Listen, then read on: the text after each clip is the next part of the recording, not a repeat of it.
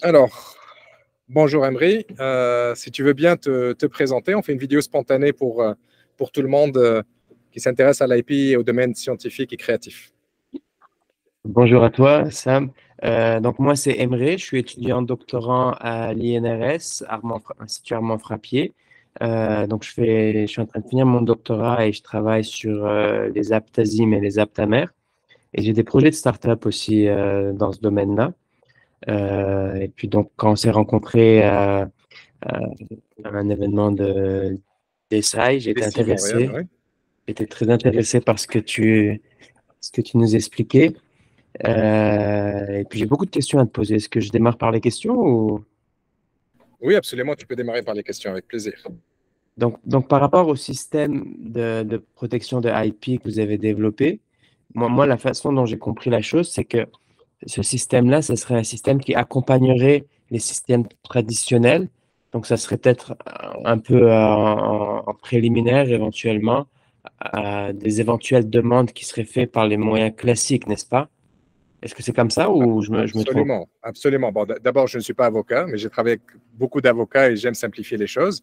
Et oui, c'est bien ça. Donc, le système de protection IP qu'offre Artisio aujourd'hui, c'est un système qui ne remplace pas les preuves conventionnelles, mais qui accompagne et se facilite un peu la partie protection. Donc, en gros, ce qu'on fait, nous, c'est qu'on va permettre de prouver des preuves d'antériorité et des preuves de propriété pour préparer, par exemple, ton pré-brevet et tout en continuant à avancer. Et quand tu es prêt, là, tu peux générer ton pré-brevet ou ton brevet ou un droit conventionnel d'IP, par exemple. Ça sous-entend que si on rentre nos données, donc pour cette preuve d'intériorité, quand on rentre on donne sûrement du détail là sur nos travaux, mais c'est pas considéré comme une divulgation. Très bonne question. Ah, ça a coupé, je crois. Oui, tu as dit que ce n'est pas considéré comme une divulgation? Ouais, c'est ça mon inquiétude. Je me demande. C'est une très bonne question. En fait, quand tu génères ton certificat Artisio, il y a une partie, est-ce que l'IP a été publié ou non? Donc, ce n'est pas une divulgation parce que ce certificat-là n'est pas public. C'est pas c'est pas dans l'approche de brevet ou d'approche, par exemple, de publication de certains droits d'auteur qui deviennent publics et accessibles à tous. Donc, ce n'est pas une divulgation. C'est pour ça qu'on parle de pré-brevet ou de préparation de preuves d'antériorité. En fait, personne n'y a accès, si je comprends bien, c'est ça? Personne n'y a accès que toi, à moins que tu partages ton PDF de façon volontaire, ton Ah, de certificat toute façon. d'évidence. Oui. Ok, ça c'est important à savoir. Absolument. Parce que c'est ça, sinon c'est comme se tirer une balle dans le pied là. Absolument, oui. Surtout dans une recherche scientifique, absolument. On n'a pas le luxe de faire ce genre d'erreur. Je vais te poser une question un peu comme ça, chiante. Tu sais. Vas-y. Je me demande par exemple si ça serait quoi la différence si, entre une approche qui consisterait, moi, si je m'envoyais un email où j'écrirais ma propre. Donc, ce serait un peu une preuve d'intériorité aussi, puisque ça serait daté, etc. Donc, ce serait quoi la Absolument. différence entre ça C'est une et très bonne Artisio? question. Je te remercie d'avoir posé cette question. En fait, à l'époque, les gens, ce qu'ils faisaient, c'est qu'ils s'envoyaient un courrier recommandé Ouais. et gardaient le document pour le prouver, comme quoi, voilà, moi j'ai déposé cette création-là ou cette formule scientifique. Mais c'est compliqué à le prouver. Tu dois avoir une lettre de la poste, tu vas avoir une preuve que ça a été envoyé telle date. C'est compliqué. Donc, nous, on a utilisé ce principe-là et on l'a caractérisé grâce à la technologie blockchain parce que le redatage, il n'y a pas de marche arrière, il n'y a pas une marche arrière. Donc, on peut prouver le redatage, en gros, c'est quoi? C'est un enregistrement de data qui est crypté pour protéger dans la blockchain. On utilise une blockchain publique. On est sur Polygon, juste pour donner une petite parenthèse pour les connaisseurs, qui est une sidechain d'Ethereum.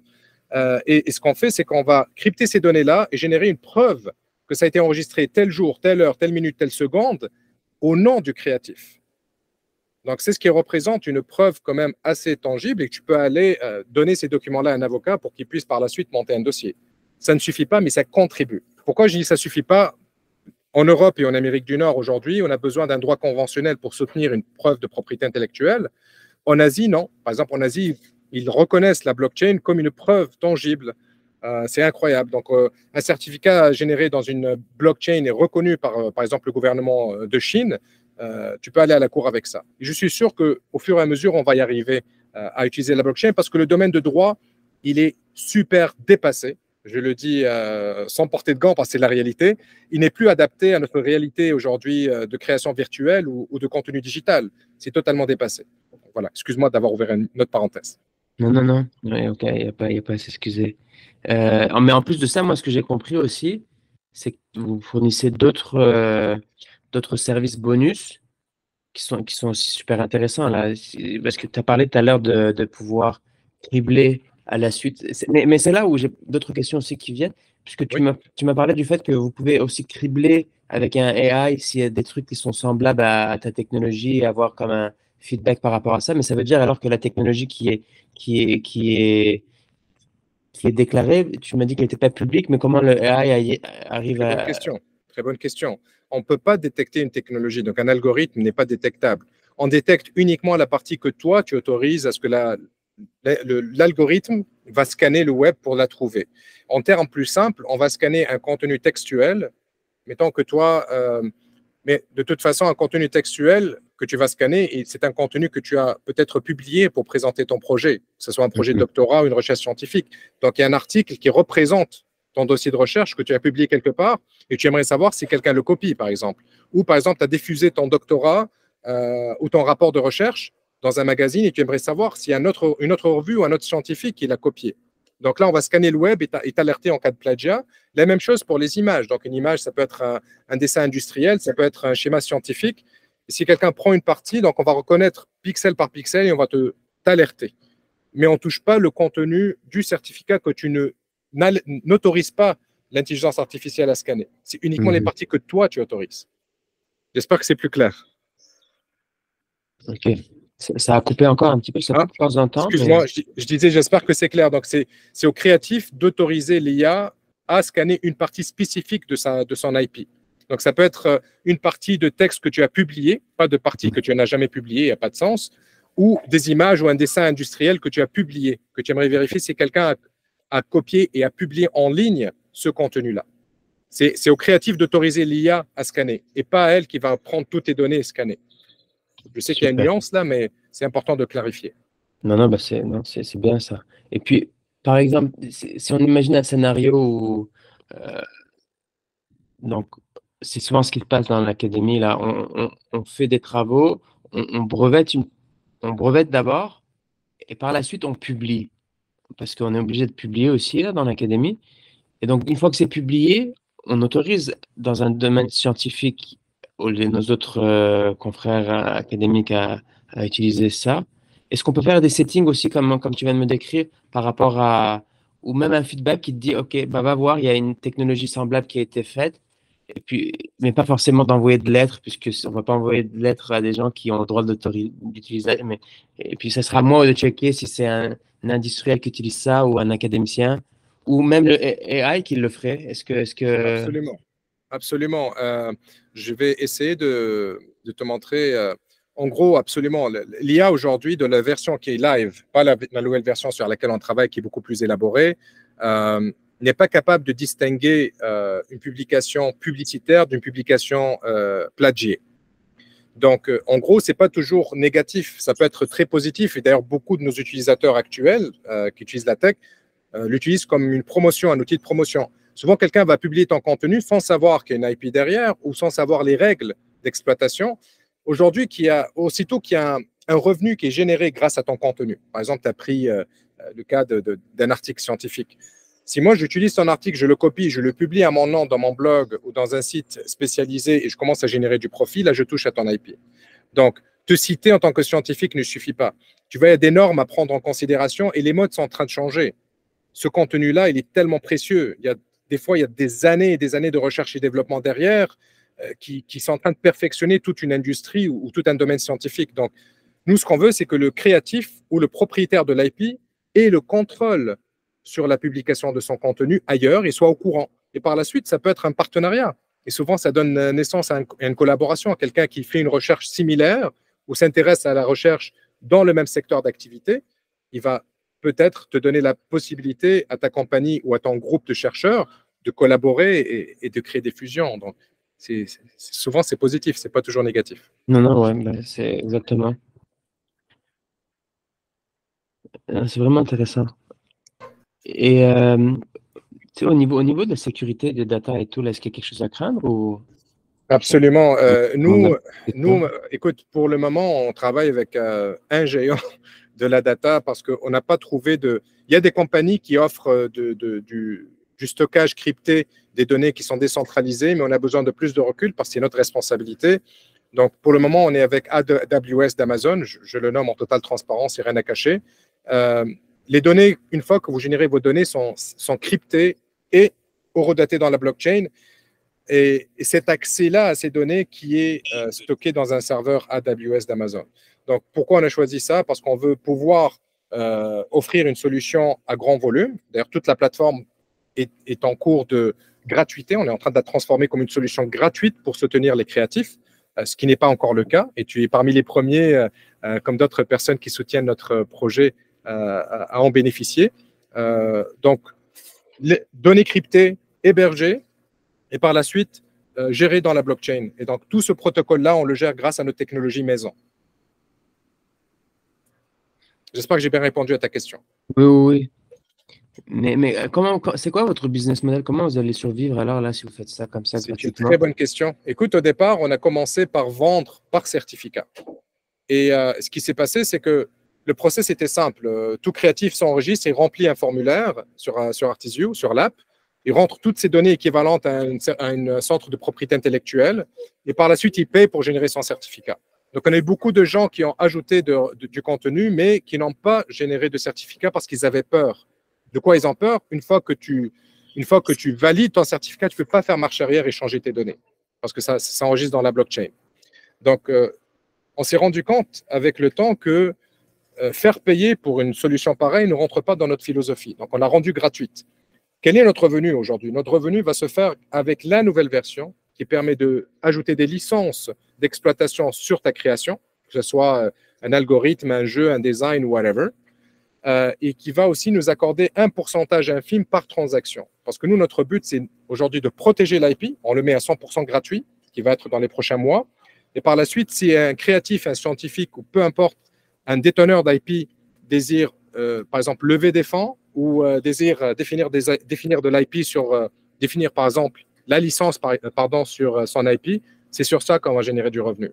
Donc, pour le moment, on est assez stable et je suis très reconnaissant et chanceux là-dessus d'avoir du support de nos investisseurs et de notre communauté pour pouvoir mettre la plateforme 100% gratuite.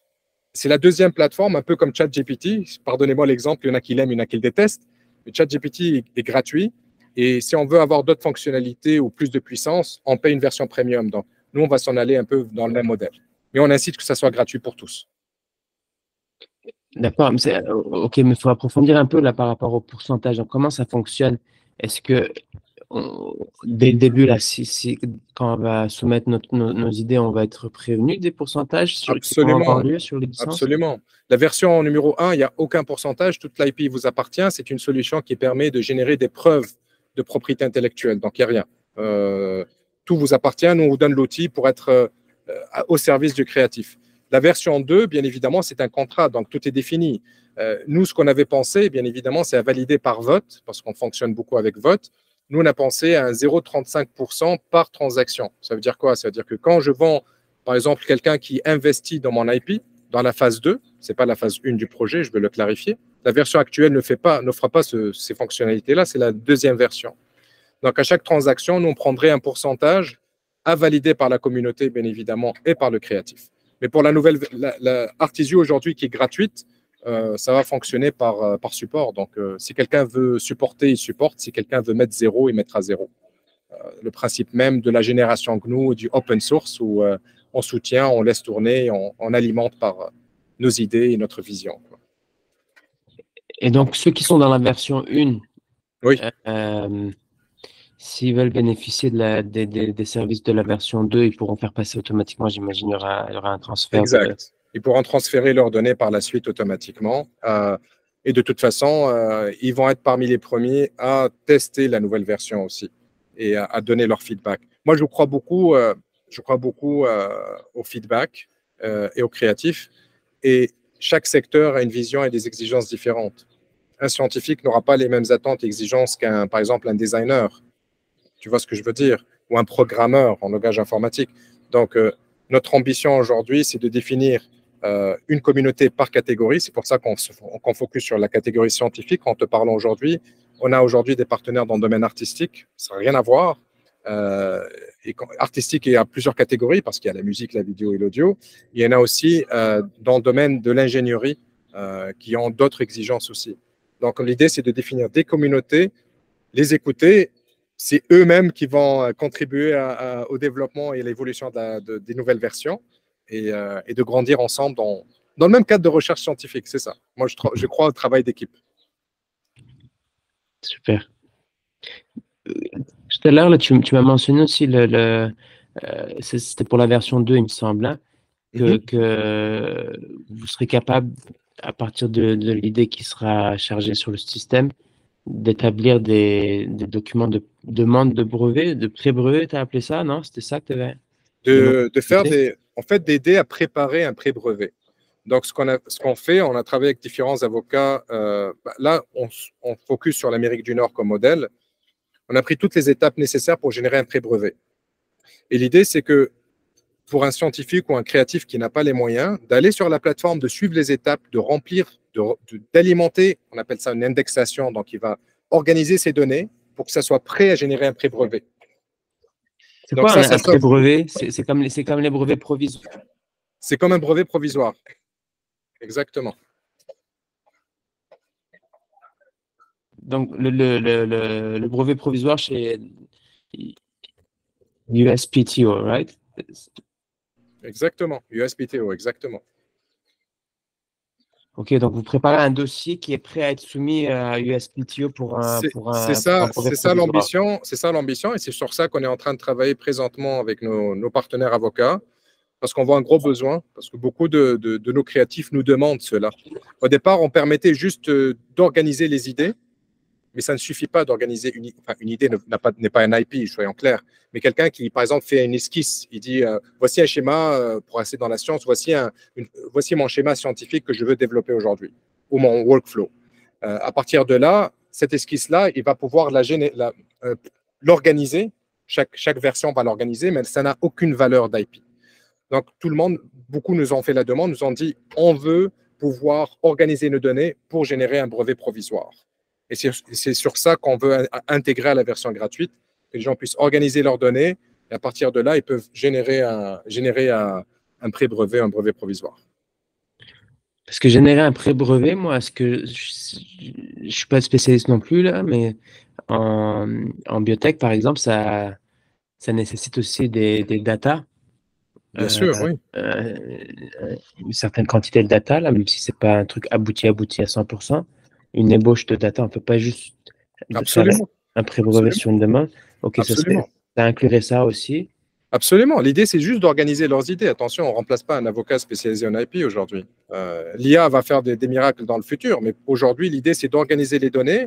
Comme ça, quand on rencontre un professionnel de l'IP, nos données sont déjà structurées pour aller dans une démarche de pré-brevet. Ouais, on ne pourra pas éviter quand même de passer par un agent de brevet. Donc, hein. Absolument. Aujourd'hui, on ne peut pas, en Amérique du Nord, remplacer un agent de brevet juste avec l'IA.